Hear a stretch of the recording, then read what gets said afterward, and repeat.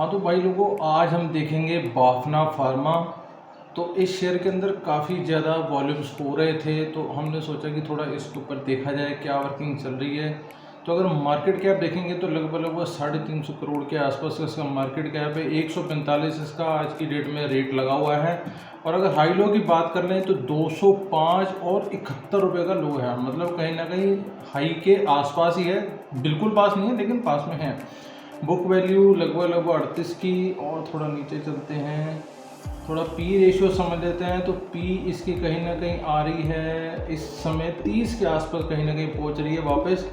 ठीक है जी, और आगे चलते हैं। तो अगर इसके पीयर्स को अगर हम देखें, मतलब कि इसका पीयर का मतलब जो इसी ग्रुप की और कंपनीज हैं, तो वहाँ पे सन फार्मा, डिवी, टोरेंट, लुपिन, डॉक्टर रेड्डी, सिप्ला, जायडस और ये बाफना भी आ रही है।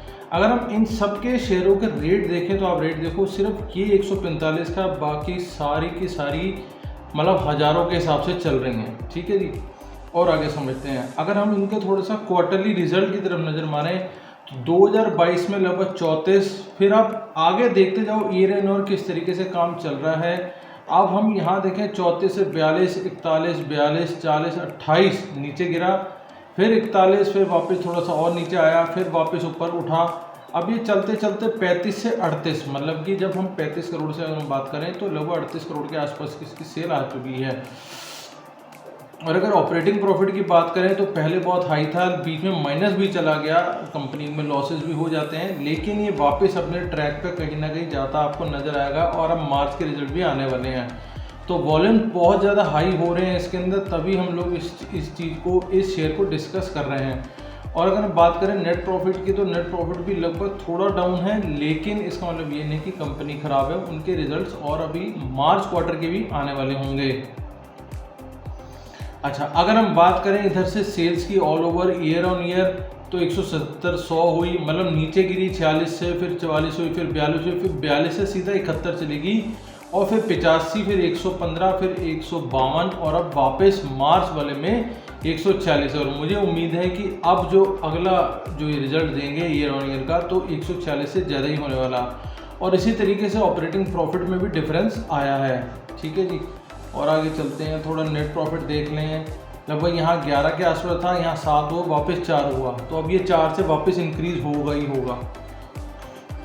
थोड़ा अगर इक्विटी कैपिटल या अगर हम इसकी बैलेंस शीट पर नज़र डालें तो आप ये देखोगे कि इन लोगों ने अपना जो इक्विटी कैपिटल है उसको थोड़ा इंक्रीज़ करा था, 1924 लाए थे, वहीं के वहीं रखा हुआ है। रिजर्व्स बढ़ाए हैं, ठीक है ना, लेकिन उसके हिसाब से थोड़ी सी बोरिंग्स भी बढ़ी हैं। फिक्स्ड एसेट अगर हम देखेंगे तो लगभग 59 से 65 मतलब इन्वेस्टमेंट हुई है कंपनी में। बहुत सारी चीज़ें होती हैं जो इन्वेस्टमेंट करती है कंपनी, वो सारी चीज़ें लेके आई है। ठीक है, कैश फ्लो को अगर आप देखोगे तो कैश फ्लो आप अगर मार्च 21 में नज़र डालोगे तो कहाँ माइनस में था, माइनस से प्लस में आया, फिर 5 हुआ, फिर 9 और सीधा मार्च 25 को 22 हो गया। ठीक है, तो मेन ऑपरेटिंग एक्टिविटीज़ से इनका जो कैश है, मतलब जो इनकम है, ये जो पैसे हैं, मतलब कि जो टर्नओवर जिसे हम कहते हैं, वो बढ़ रहे हैं। और आगे हम बात करें तो डेटर डेज की। डेटर डेज का बेसिकली मतलब ये होता है कि जब कोई भी सामान बेचते हो तो अल्टीमेटली वो रिटर्न मतलब घूम के कितने टाइम बाद आ रहा है। ठीक है ना, तो अगर घूमने की बात देखेंगे तो ये सर्कल जो है अगर छोटा हो, क्योंकि अगर आपने मान लो माल बेचा है और वो 20-20 महीने 20-20 दिन अगर आएगा ही नहीं पैसा वापस, तो अल्टीमेटली आप वापस कैसे लगाओगे।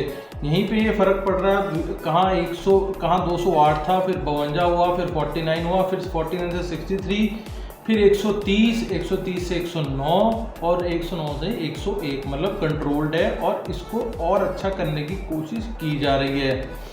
अब थोड़ा सा समझेंगे कि इसका जो शेयर होल्डिंग पैटर्न है उसको आप समझो कि इसके अंदर कौन कौन बैठा हुआ है। बेसिकली किसी भी शेयर को हम जब देखते हैं तो उसमें ये चीज़ ज़रूर देखनी चाहिए कि भैया इसमें बैठा कौन कौन हुआ है, क्योंकि अगर तो सिर्फ प्रमोटर बैठा है तो भैया हम कह नहीं सकते क्या हिसाब किताब चलेगा। लेकिन अगर बैठा है प्रमोटर के साथ आपका FIB, DIB और पब्लिक तो है ही है साथ में, तो उसका बहुत ज़्यादा अंतर आपको पड़ता नज़र आएगा। तो यहाँ देखो आप, प्रमोटर होल्डिंग जो है, प्रमोटर ने थोड़ी सी डाइल्यूट करी थी अपनी होल्डिंग, 88, 89 से 88 हुआ, फिर 88 चलता रहा, फिर 25 में जाके उसने और कुछ शेयर छोड़े होंगे तो 75% रहेगी, जो कि उसके पास आज भी है। और अगर दिसंबर 25 तक देखें तो एफआईज मतलब एफआईज अगर किसी भी चीज़ में बैठते हैं तो वो ऐसे वैसा शेयर नहीं होता, क्योंकि एफआईज जो है बहुत सोच समझ के, बहुत ही ज़्यादा स्टडीज़ करके किसी भी स्टॉक में अपना पैसा लगाते हैं। तो यहाँ एफआई लगभग 9.3% हम इसे मान लें या 9.5% मान लो, मतलब इसमें एफआई बैठा हुआ है। और अगर आप देखोगे इसके अंदर डीआईज, तो डीआईज भी कहीं ना कहीं मतलब डीआईज उसके और थोड़े ज़्यादा परसेंटेज में बैठा हुआ है, लगभग 15.5 के आसपास डीआईज बैठा हुआ है।